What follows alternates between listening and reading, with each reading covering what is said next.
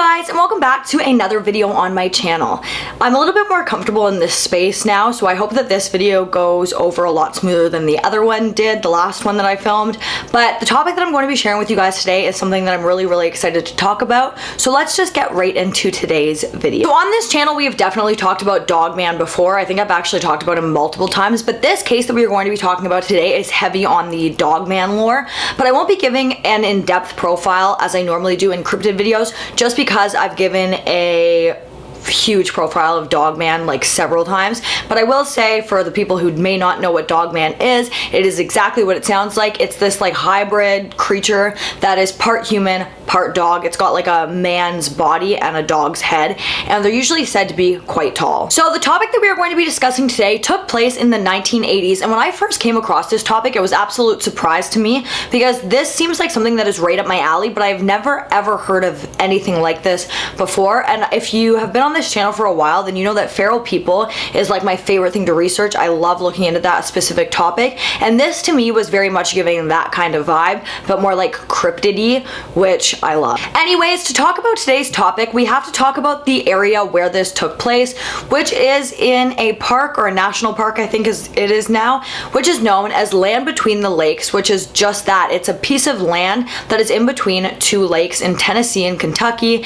and the lakes are Kentucky Lake and Barkley Lake. This area is now a designated recreation area, and it is a really popular spot for camping, hiking, fishing, anything outdoorsy like that, hunting, all of those things. This area is very popular for. Lake Barkley and Lake Kentucky were not always there. They were actually developed in the 60s or the late 60s or early 70s when they flooded the area. And when they flooded the area, they were forcibly removing 800 families and people who were living in that area, and because of this, there is over 200 ancient cemeteries that have been there since the 1700s that have been completely abandoned because the government was forcibly removing the people who lived in this area. Before the natives of this area were forcibly removed by government officials, there were talks of all of these crazy spirits and entities that lived in this area with the residents.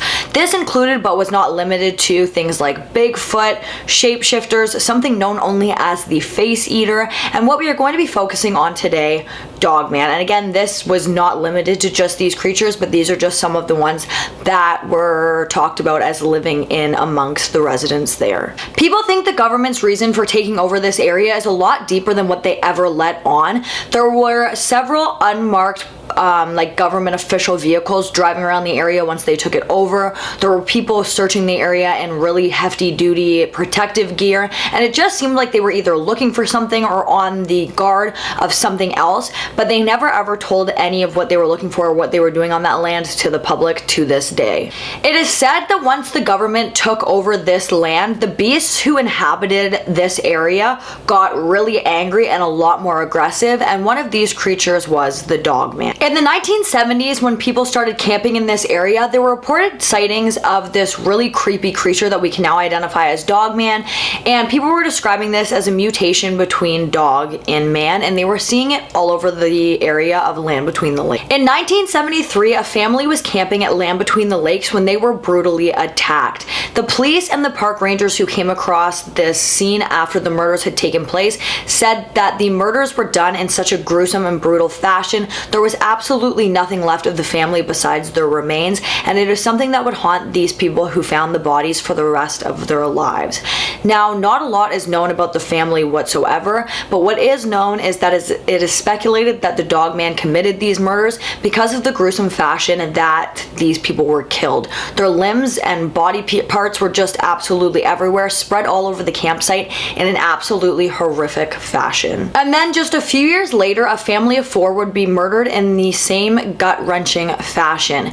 This family was visiting the Land Between the Lakes from Florida, and it was a family of 4. There were 2 children and 2 parents. The children's names were Megan and Bradley, and I couldn't find the parents' names. All of the family members besides Megan were found murdered inside of their RV, and Megan's body was discovered nearby in a tree, just hurled up there as if something had tossed her into the tree from the ground. The discovery of these murders were found by park rangers and later on police deputies, and the way that these murders were done made it seem like it was impossible for something a human could do, so this just really horrified everybody and left everybody feeling this real heavy sense of terror on what could have done this. In October of 1979, a man by the name of Glenn and his friend were illegally hunting in the land between the lakes.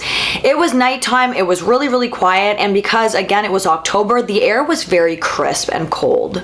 The two men were looking for an area to set up to hunt from, and through the trees they could see a family sitting around a campfire. Now, the amount of people who were in this family varies. There were 2 adults and definitely 1 child, but they couldn't tell if there was 1 or 2. This varies by person who tells the story.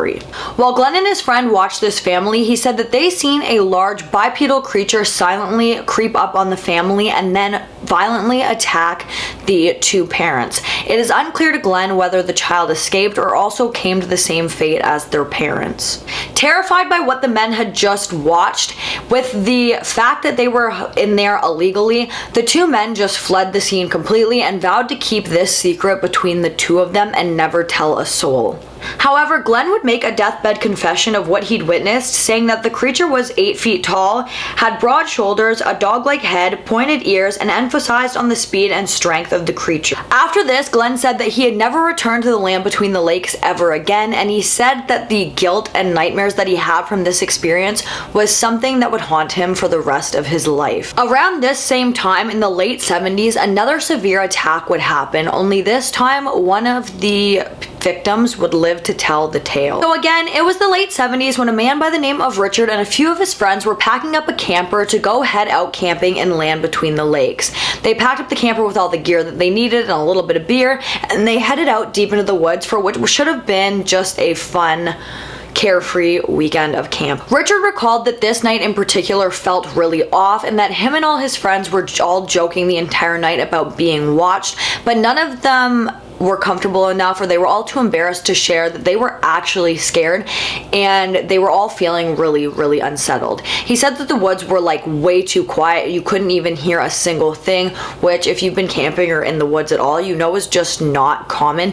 Like, there's always some noise going on out there because of the animals and stuff. It's never just like that weird, eerie, silent noise. He said that as the night progressed, they all kind of forgot about their fear and they just started to enjoy each other's company until all of a sudden they heard this loud but low, really aggressive growl that was unlike anything they'd ever heard before. Whatever it was that was making this noise was circling and stalking their camp, and so feeling really uneasy, they all packed up and decided to go back inside the camper. However, once they were in the camper started to violently shake, and within seconds, the front of the camper was completely ripped off. Richard described what he had seen standing before them as massive and standing upright, having a wolf head, glowing yellow eyes, and appearing to be like a man's body with a dog's head. It was unlike anything Richard had ever seen or thought even existed. Just as quickly as this creature ripped off the front of the camper, it then grabbed one of the friends, and Richard said that the sound of this is something he will never ever forget. The screams and the sound of the bones just breaking,